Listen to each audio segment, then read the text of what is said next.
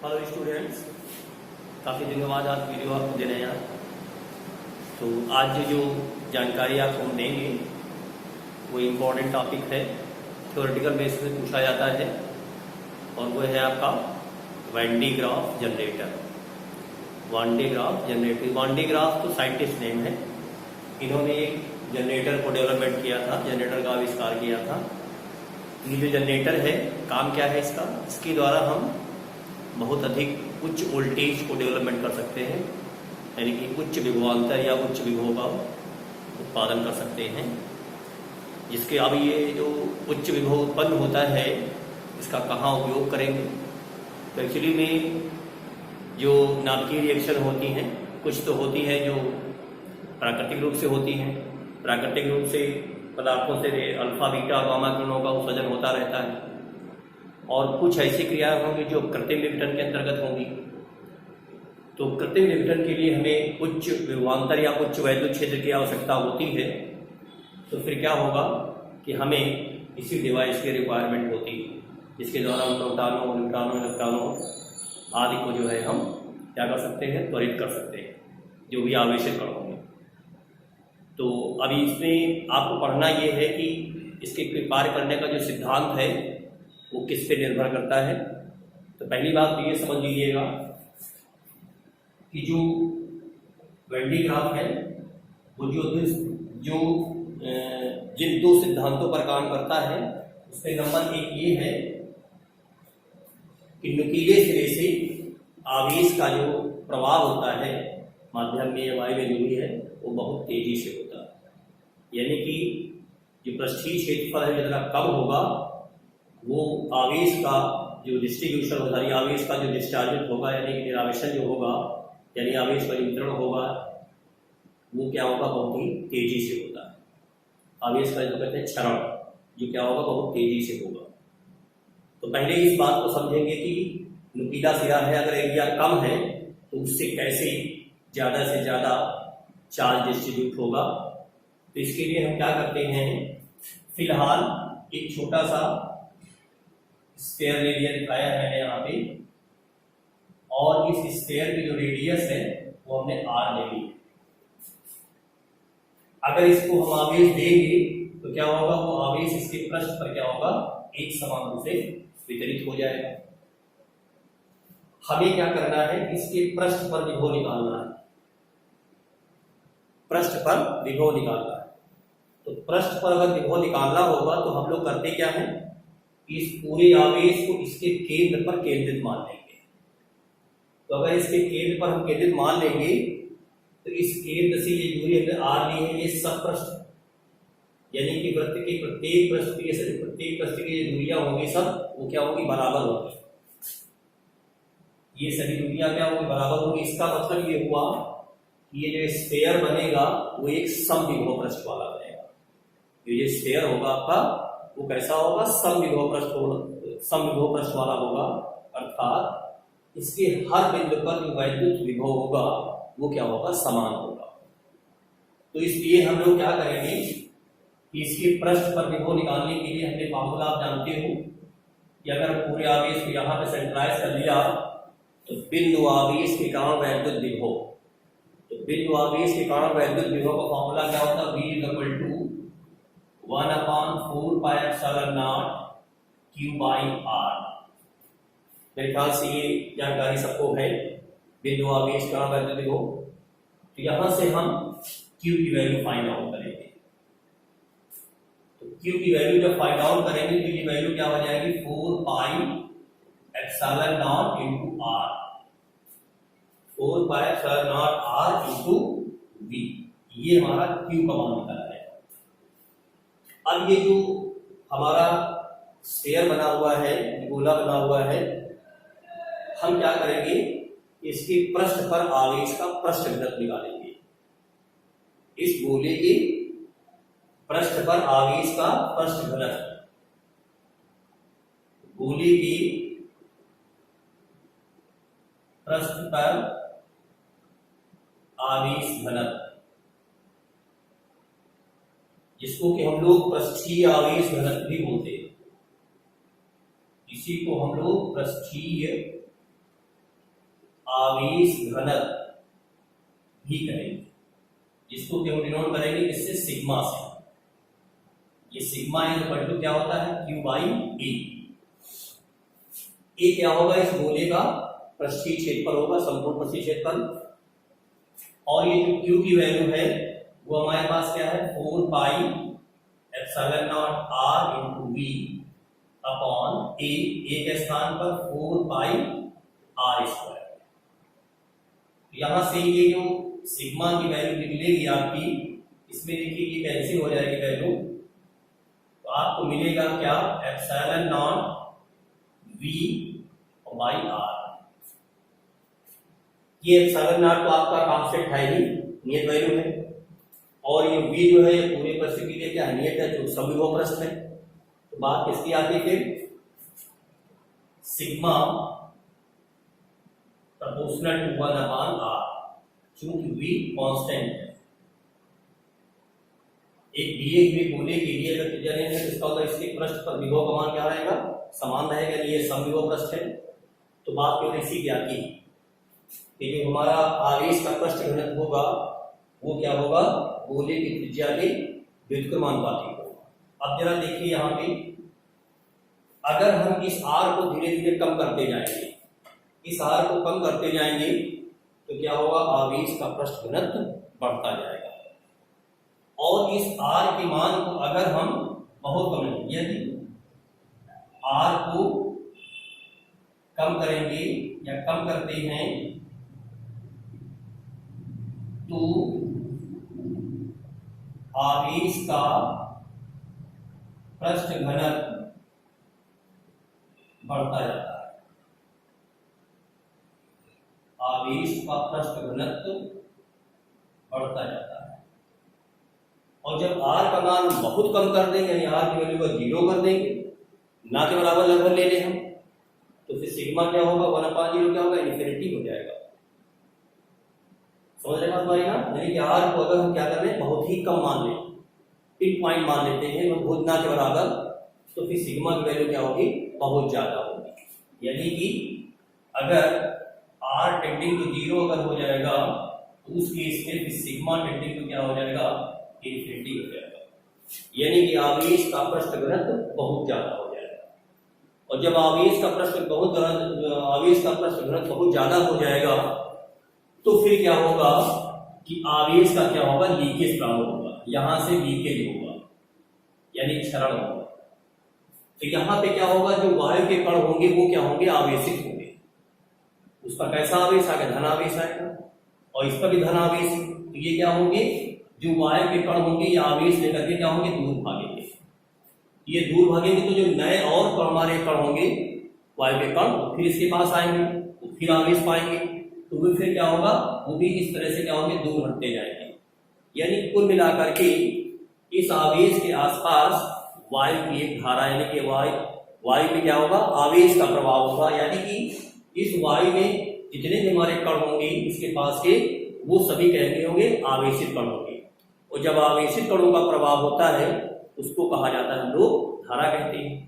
तो ये क्या हो जाएगी, एयर करंट हो जाएगी, वायु धारा हो जाएगी यहाँ पर, ठीक है ना।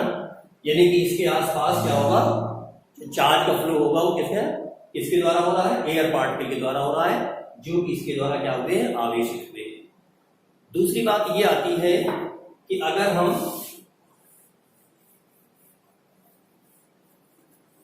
एक संकेंद्री दो गोले लेते हैं, अगर हम दो संकेंद्री गोले लेते हैं, एक गोला हमने ये ले लिया है और एक गोला हमने ये ले लिया है। इस गोले की त्रिज्या को हमने स्मॉल आर ले लिया और इस गोले की त्रिज्या को हमने कैपिटल आर ले रखा है। ये गोला हमारा ये ए है और ये गोला हमारा बी। बताना हम ये चाहते हैं आपको कि किसी गोले का जो आवेश रहता है वो हमेशा कहाँ रहता है, उसके पृष्ठ पर रहता है। किसी चालक गोले को जो आवेश देते हैं तो कहाँ रहता है, उसके पृष्ठ पे रहता है। तो देखिए ध्यान से, हमने इसको आवेश क्यू दिया है और इसको आवेश प्लस क्यू दिया है। तो जरा देखिए ध्यान से, ये जो गोला ए है वो गोले डी के अंदर है, इसका मतलब इस गोले पर विभव इन दोनों का काम करेगा, इसका भी विभव और अपना इसका स्वयं का विभव। तो जो ए पर विभव होगा गोले ए पर विभव,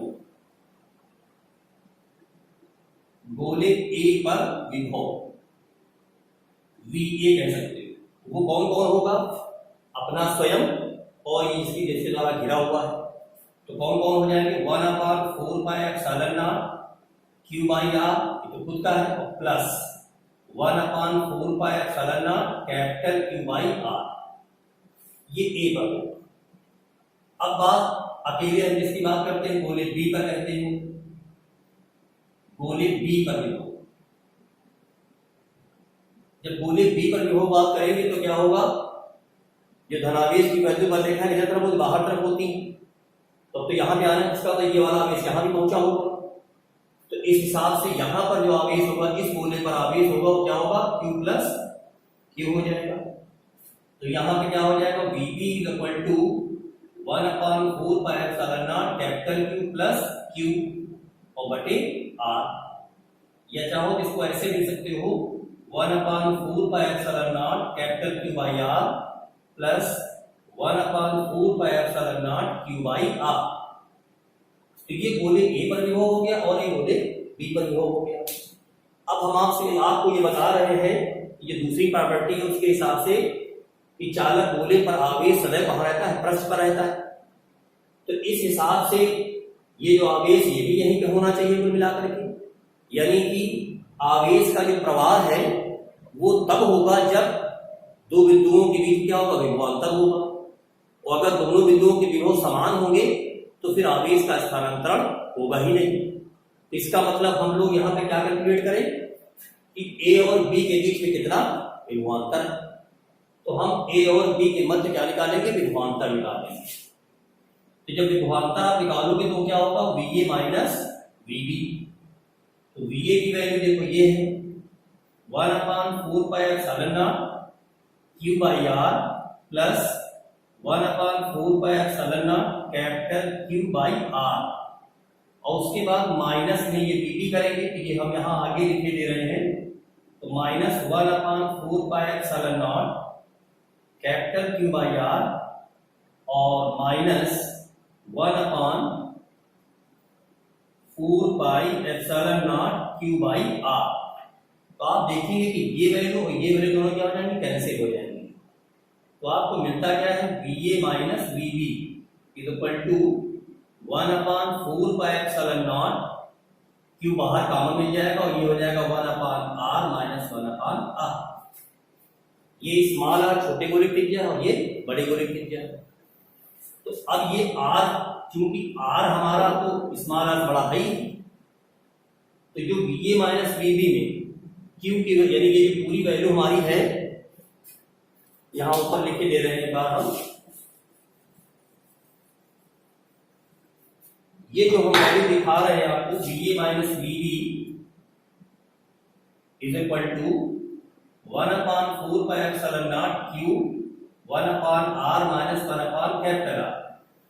इसमें से Q जो वैल्यू है तो धनात्मक नंबर दिए ही हमने, और ये R की वैल्यू अगर किससे ले हमने बड़ी ले ली, किससे स्मॉल r से बड़ी है, तो इसका मतलब क्या होगा कि VA की वैल्यू क्या होगी VB से ज्यादा ही होगी। अब इसमें से इसका मतलब ये हुआ कि अगर इसको हम आवेश देंगे भी तो ये पूरा आवेश कहाँ जाएगा, दूसरे वाले को। एक चीज और अच्छे समझ लेना यहाँ पर कि इस सूत्र में देखो यहाँ पर जो VA माइनस VB आया है इसमें कहीं बाहरी गोले पर जो आवेश है उसका कहीं जिक्र नहीं है। बाहरी गोले पे आवेश धनावेश था, ऋणावेश था, या उसमें था लेकिन नहीं था, इस पे कोई भी इंफॉर्मेशन यहाँ पे नहीं है। इसका मतलब ये हुआ कि जो विभवांतर है वो बाहरी गोले पर आवेश कितना है, नहीं है, या धनात्मक ऋणात्मक जो भी है, इस पे किसी भी निर्भर नहीं करेगा। इससे स्पष्ट ये है कि अगर इसको हम आवेश देंगे तो इस आवेश का प्रभाव सदैव ही मतलब अंदर वाले गोले से बाहरी वाले गोले पर होगा। ठीक है ना। ये आवेश जो भी यहाँ पे दिया गया उसे कहा जाएगा बाहरी पर पहुंचेगा, क्योंकि जो एक हमारा गोला है ये सदैव ही इस गोले बी से हमेशा क्या रहेगा, उच्च विभव पर ही रहेगा। तो इन दो सिद्धांतों पर ये जनरेटर काम करता है।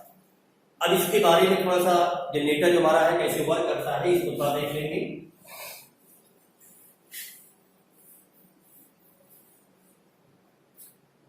सबसे पहला काम यही देखेंगे जो हमने बताया था कि गोले पर जो आवेश रहेगा उसके पृष्ठ पर रहेगा। तो हम ये स्केच बना रहे हैं, थोड़ा सा देख लेंगे ग्राफ स्केच। ये स्फीयर शो कर रहे हैं।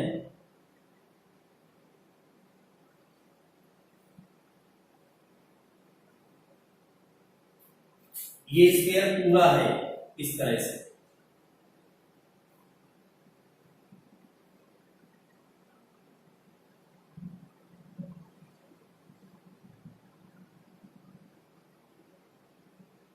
मगर इसके जो ये पॉइंट है इसको हम रख कर रहे हैं, केवल फ्रंट लुक आएगा, सामने से देखा गया रहेगा। और इसको हमने क्या किया है, दो कुचालक स्टैंड हैं उसके सारे इसको रख रखा है। ये दो कुचालक स्टैंड हैं, इन्हीं के सहारे इस गोले को टिकाया हुआ।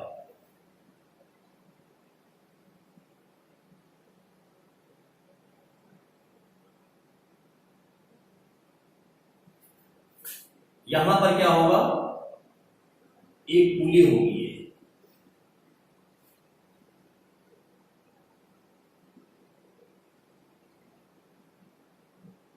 और इस पुली से क्या होगा, एक बेल्ट होगी इसमें। क्योंकि इस पुली को क्या करना, एक पुली को हमें क्या करना होगा, घुमाना होगा।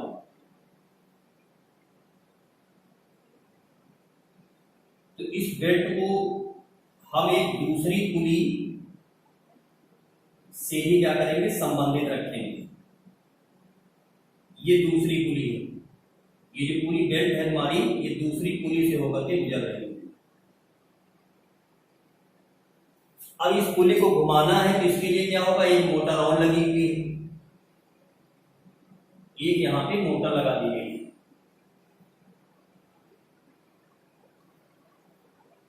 इस मोटर की सहायता से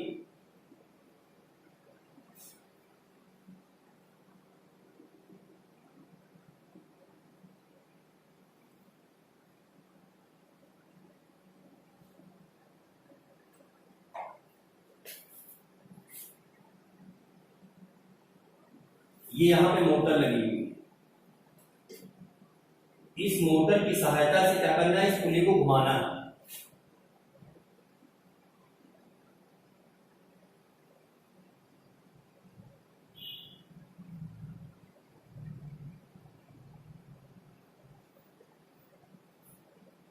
थोड़ा सा रफ स्केच दिखाया है मैंने,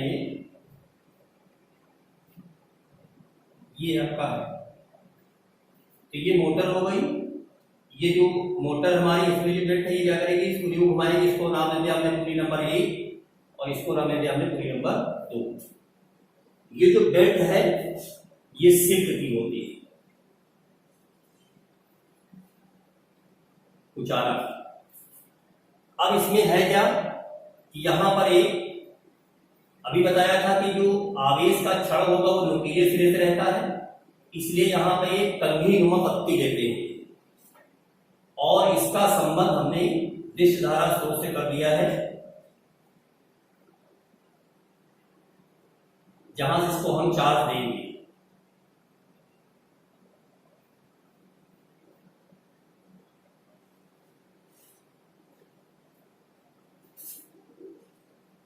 डीसी सोर्स है, यहां से इसको चार्ज देंगे।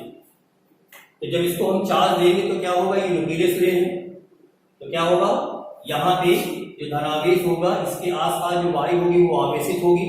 तो जो आवेशित होगा और ये बेल्ट हमारी क्या हो रही, घूम रही है, तो क्या होगा, ये धनावेश जो है ऊपर की ओर चलेगा।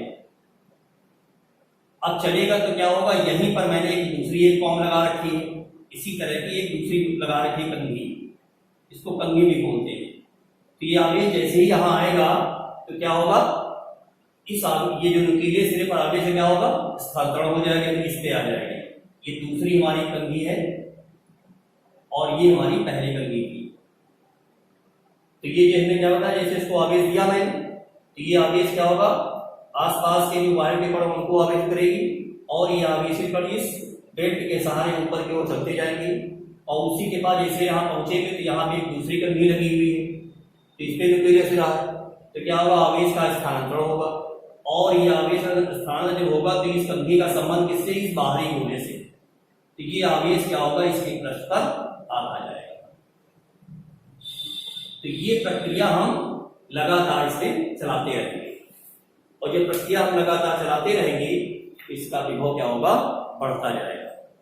विभव जो बढ़ाना होता है वो लगभग 10 की घात 6 वोल्ट के आसपास होता है, मतलब ये ऑर्डर है इसका। बाकी 3 × 8 4 × 8 मतलब लाखों में वोल्टेज हमें इसका इंक्रीमेंट करना होता है। तो ये जो जानकारी हमने लगभग दी है वो इसके बारे में थी, वेन डी ग्राफ के बारे में जानकारी। और भी इसमें जो भी टॉपिक्स हैं जो अगर कुछ समझने हैं तो आप हमको हमारे चैनल पे कमेंट करके या जो भी आपकी तरफ सजेशन हो तो वो भी जो भी टॉपिक हमको देते रहे तो उससे हम संबंधित जानकारी आपको देते रहेंगे। प्रयास ये करें कि वीडियो को देर तक, पूरे समय तक देखें उसको, तभी आपको पूरा समझ में आएगा। थोड़ा देर करके अगर छोड़ देंगे तो कम समझ में आएगा। पूरा कंप्लीटली उसको देखें और समझें उसको। बाकी इसके आगे जो भी नेक्स्ट वीडियो हमारे चल रहे हैं उसी कंटिन्यूएशन में ही चलेंगे। Thank you.